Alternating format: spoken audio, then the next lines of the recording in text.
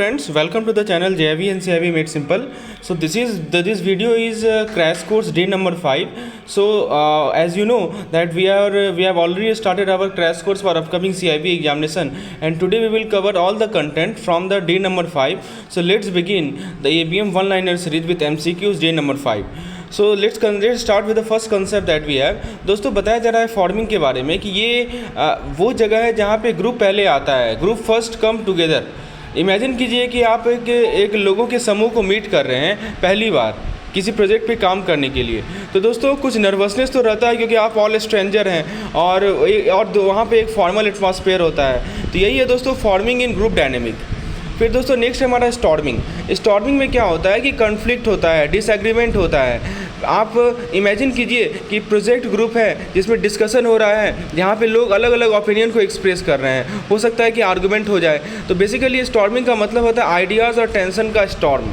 Next है हमारा norming. Norming तब होता है जब ग्रुप जो है एग्री करना, group start to agree that कौन इंचार्ज है और क्या सभी का रोल है. तो लोग जो है अपने पर्सनल डिफरेंस को वर्कआउट करते हैं और begin to get along better. ठीक है, साथ साथ अच्छे से होते हैं. तो ये ग्रुप यूनिफाइड होता है और सभी लोग स्मूथली काम करते हैं. इसे हम लोग नॉर्मिंग कहते हैं. नेक्स्ट है दोस्तों हमारा एडजॉर्निंग. एडजॉर्निंग तब होता है जब ग्रुप अपने टास्क को ख़त्म कर लेता है, फिनिश कर लेता है और फिर डिसबैंड होना शुरू होता है या दूसरे चीज़ में ट्रांजिशन शुरू होना आता है. समझिए कि एक बुक का फाइनल चैप्टर है. ग्रुप ये बात को एक्नॉलेज करता है कि जो काम वो कर रहे थे वो एक तरह का सेरेमनी था. नेक्स्ट होता है हमारा परफॉर्मिंग. परफॉर्मिंग पे ग्रुप जो है बहुत अच्छे तरीके से काम करता है. उनके पास एक क्लियर स्ट्रक्चर है और सभी लोग कमिटेड हैं ग्रुप के गोल के प्रति. तो ये एक वेल प्रैक्टिस स्पोर्ट टीम है जो कि एक साथ काम करता है flawlessly. And the next is emotional intelligence. Emotional intelligence का मतलब कि अंडरस्टैंडिंग में अच्छा होना, अपने इमोशन को हैंडल करना और ये जानना कि कैसे हम लोगों के इमोशन को इन्फ्लुएंस करें. दोस्तों यदि हम बात करें इमोशनल इंटेलिजेंस की कंपोनेंट की तो बहुत सारे पार्ट्स होते हैं जो कि इमोशनल इंटेलिजेंस को बनाते हैं. सबसे पहला है सेल्फ अवेयरनेस, यानी ये जानना कि आप कैसे फील कर रहे हैं, क्यों आप वैसा फील कर रहे हैं. ठीक है, जैसे मान लीजिए कि आप रिकॉग्नाइज करते हैं कि आप फ्रस्ट्रेट हो रहे हैं किसी आर्गूमेंट के दौरान. नेक्स्ट होता है सेल्फ रेगुलेशन, यानी अपने इमोशन को कंट्रोल करना. नेक्स्ट है हमारा सेल्फ मोटिवेशन, यानी मोटिवेटेड रहना और अपने गोल पे फोकस रहना जब चीज़ें टफ जा रही हों. जैसे अपने आप को मोटिवेट रखना, study for important exam. Next है हमारा एम्पैथी. एम्पैथी का मतलब कि लोग दूसरे कैसे सोचेंगे, राइट. मतलब आप दूसरे के जगह बैठिए और फिर सोचिए कि उसकी क्या अंडरस्टैंडिंग है. ये हमारा एम्पैथी होता है. And finally we have social skill. So ये था हमारा पार्ट 1. अब हम लोग इस पर कुछ MCQs कर लेते हैं. पहला सवाल है कि इनिशियल स्टेज क्या होता है जब ग्रुप एक साथ आती है, तो उसको हम लोग क्या बोलते हैं दोस्तों, उसको फॉर्मिंग बोलते हैं, राइट. नेक्स्ट क्वेश्चन है कि वो टीम डेवलपमेंट का स्टेज को क्या बोलते हैं, जहाँ पे मेंबर ओपिनियन वॉइस करते हैं. कॉन्फ्लिक्ट भी हो सकता है, पावर और स्टेटस इशू सरफेस करेगा. तो दोस्तों यहाँ पे हमारा इसको कहते हैं हम लोग स्टॉर्मिंग. नेक्स्ट है कि ग्रुप टीम डेवलपमेंट के कौन से स्टेज में एक कंसेंसस होता है लीडर्स और रोल्स में, रिजोल्यूशन होता है इंटरपर्सनल डिफरेंस का और टीम परफॉर्मेंस और कोहेजन बढ़ता है. तो उसको कहते हैं हम लोग नॉर्मिंग. नेक्स्ट है दोस्तों कौन सा स्टेज है जहाँ पे टास्क को रैप अप किया जाता है, टीम को डिसबैंड किया जाता है या ट्रांजिशन किया जाता है और सेरेमोनियल एक्नॉलेजमेंट होता है टीम वर्क का. Adjourning, norming, storming, performing, that is called adjourning. Next है दोस्तों हमारे टीम कौन से स्टेज में टीम मैच्योर हो जाती है, ऑर्गेनाइज हो जाती है, वेल फंक्शनल हो जाती है, क्लियर और स्टेबल स्ट्रक्चर के साथ और टीम मिशन के कमिटमेंट के साथ. Storming, forming, performing, adjourning. तो इसको कहते हैं हम लोग परफॉर्मिंग. आपसे पूछा जा रहा है कि अपने इमोशन को मैनेज करने की क्षमता को हम लोग क्या बोलते हैं, ठीक है, या दूसरे के इन्फ्लुएंस ओवर अदर इमोशन, इसको क्या बोलते हैं दोस्तों, इसको हम लोग कहते हैं emotional intelligence. Option number A is the correct answer. दोस्तों नेक्स्ट सवाल है इनमें से कौन सा इमोशनल इंटेलिजेंस का कंपोनेंट नहीं है. तो सेल्फ अवेयरनेस है, सेल्फ रेगुलेशन है, सेल्फ मोटिवेशन है, लेकिन ये जो कॉग्निटिव इंटेलिजेंस है this is not a component of emotional intelligence. अब दोस्तों इसी प्रकार का आप देख सकते हैं कि क्रैश कोर्स का कंटेंट आपके लिए मैं लाया हूँ. यदि आप बड़ा लेक्चर से, बड़े PDF से यदि बोर्ड हो रहे हैं और यदि आप ये सोच रहे हैं कि अगला 1 महीने को कैसे हम प्रॉपरली यूटिलाइज करें, कम कंटेंट हो लेकिन इफेक्टिव कंटेंट हो, तो दोस्तों ये क्रैश कोर्स आपके लिए बहुत ही यूजफुल है. इसमें दोस्तों जो भी कंटेंट आपको प्रोवाइड किया जा रहा है एकदम पिन पॉइंटेड है, एग्जाम मटेरियल है, कुछ भी एक्स्ट्रा नहीं बताया जाएगा और आपका समय बचेगा इसमें और वो समय को आप यूज़ कर सकते हैं MCQ प्रैक्टिस में. साथ ही साथ दोस्तों आपको जो PDF मिलेंगे, कंटेंट मिलेंगे एकदम पिन पॉइंटेड पॉइंटेड मिलेंगे, जो मॉक टेस्ट आपको दिया जाएगा हर एक वीक, वो भी पिन पॉइंटेड रहेंगे। तो जरूर इनरोल होइए इस पार्टिकुलर क्रैश कोर्स में। डिटेल जानकारी के लिए आप मुझे यहाँ पे इस नंबर पे व्हाट्सएप कर सकते हैं, नंबर आपके स्क्रीन पर है, और नहीं तो आप डिस्क्रिप्शन सेक्शन में जाइए, वहाँ पे ऐप का लिंक आपको प्रोवाइड किया गया है, उस ऐप को इंस्टॉल करके इसके बारे में आप डिटेल जानकारी ले सकते हैं। आगे बढ़ते हैं दोस्तों, हम लोग सेल्फ अवेयरनेस की बात करते हैं। Let's talk about self awareness. तो सेल्फ अवेयरनेस में क्या बताया जा रहा है दोस्तों कि आप इस बेसिकली ये प्रोसेस होता है समझने का, अपनी फीलिंग को अंडरस्टैंड करने का। तो ये एक तरीका समझिए कि आप रिकॉग्नाइज कर पा रहे हैं कि कब आप खुश हैं, कब आप सैड हैं, राइट।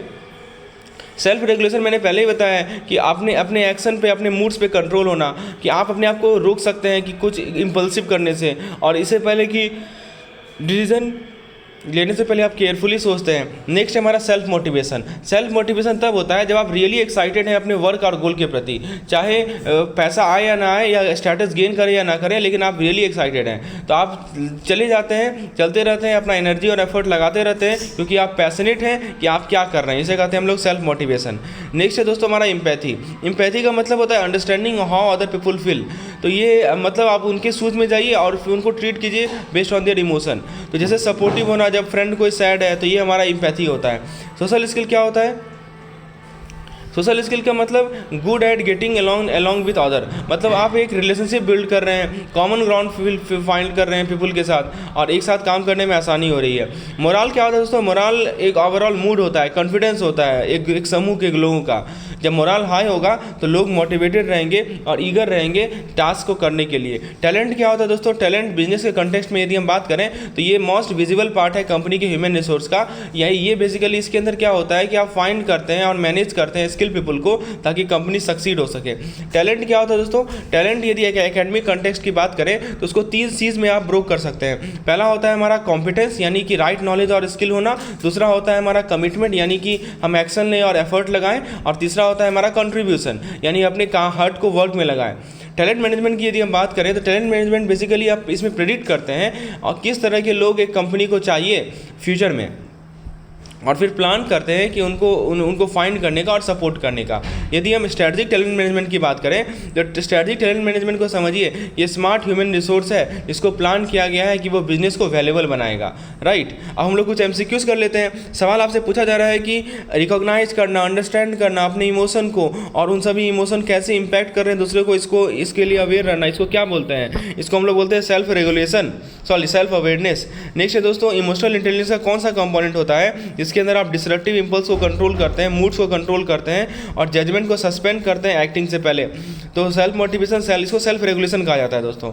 नेक्स्ट क्वेश्चन है कि आपको पैशन है वर्क के प्रति बियॉन्ड मनी एंड स्टेटस, इसको क्या बोलते हैं? इसे हम लोग कहते हैं दोस्तों self motivation. Option number C is correct. Next है दोस्तों हमारी इमोशनल इंटेलिजेंस का कौन सा कंपोनेंट है जिसके अंदर आप दूसरे के इमोशनल मेकअप को समझते हैं और उनके इमोशनल रिएक्शन के बेसिस पे लोगों को ट्रीट करते हैं। So this is called obviously this is called empathy. Next question है दोस्तों कि स्किल जो कि प्रोफिशिएंसी से रिलेटेड हो, रिलेशनशिप को मैनेज करने में, रैपॉर्ट बिल्ड करने में, कॉमन ग्राउंड को फाइंड करने में, इसे हम लोग सोशल स्किल कहते हैं। नेक्स्ट सवाल है दोस्तों कि कौन सा टर्म को यूज करते हैं जनरल मूड, कॉन्फिडेंस, मोटिवेशन को डिस्क्राइब करने के लिए? This is called talent, human resource के कॉन्टेक्स्ट में visible face of human resource किसे कहा जाता है? तो टैलेंट को कहा जाता है। नेक्स्ट क्वेश्चन है कि जो 3 चीज़ एसोसिएटेड होते हैं टैलेंट एकेडमिक लेवल पे, वो कॉम्पिटेंसी होते हैं, कमिटमेंट होते हैं, और तीसरा क्या होता है? तीसरा होता है हमारा कंट्रीब्यूशन। तो कॉम्पिटेंसी माइंड से रिलेटेड है, कमिटमेंट एक्शन से रिलेटेड है, और कंट्रीब्यूशन आपके हार्ट से रिलेटेड है। प्लीज़ रिमेंबर दोस्तों। नेक्स्ट क्वेश्चन है कि टैलेंट मैनेजमेंट के अंदर क्या आता है? ह्यूमन नीड्स को एंटिसिपेट करना और इन सभी नीड्स को मीट करना। तो ऑप्शन ए कर रहा है कि talent academic level, talent and moral and self awareness. तो सही जवाब है दोस्तों टैलेंट। नेक्स्ट क्वेश्चन है कि स्ट्रेटजिक एचआर प्लानिंग का क्या पर्पज़ है? तो टैलेंट मैनेजमेंट मेन पर्पज़ है हमारे स्ट्रेटजिक एचआर मैनेजमेंट का।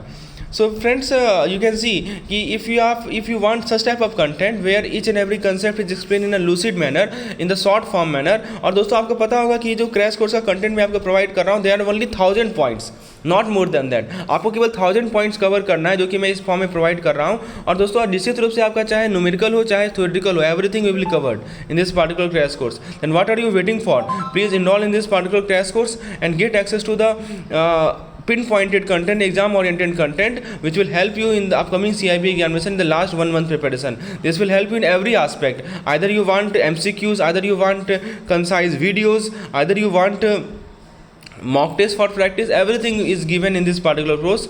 Okay, so this is a ultimate course for you, for your upcoming CIB examination. For more detail you can WhatsApp me on this number, and the rest content will be provided to the paid member who have already subscribed to this particular CIB crash course already. Some people have subscribed, so thank you.